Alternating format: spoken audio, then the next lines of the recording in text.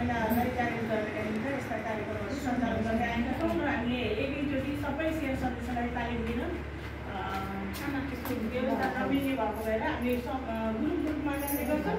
सुरुमा पहिलाका ग्रुपलाई अहिले लिएको छैन, अहिले फेरि नयाँ सदस्यहरूलाई हामीले यस तालिममा सहभागी गराइरहेका छौँ र हामीलाई बुटोल नगरपालिकाले यो तालिमको लागि हामीलाई अवसर प्रदान गर्नुभएकोमा बुटोल नगरपालिकालाई पनि हामी धन्यवाद दिन चाहन्छु।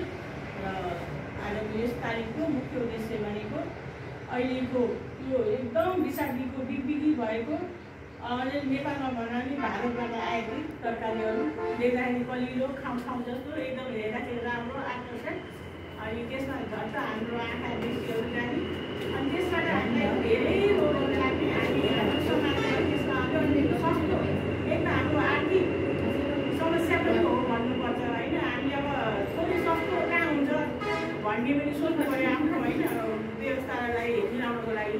त्यसले गर्दाखेरि हामी त्यतातिर जान्छौँ, तर हामी जागृत हुन जरुरी छ। हामी त्यो सस्तो भन्दा नि बरु हाम्रो किनै लागेको भयो भने हामीले झारपातबाट होइन विषादीहरू बनाएर आफैले उत्पादन गरेका तरकारीहरू थोरै पनि हामीले केही मात्रामा पनि उत्पादन गरेर हरियो धनियाँ हरियो खुर्सानीसम्म पनि हामीले भारतबाट आएको खान्छौँ भन्दाखेरि हामी भारतलाई गाली मात्रै गर्छौँ होइन, गर्दाखेरि भारतले यसो गर्यो उसो गर्यो भन्छौँ। हामीले आफै लगाएर खानालाई त भारतले हामीलाई भनेको छैन नि, हामी रोकेको छैन।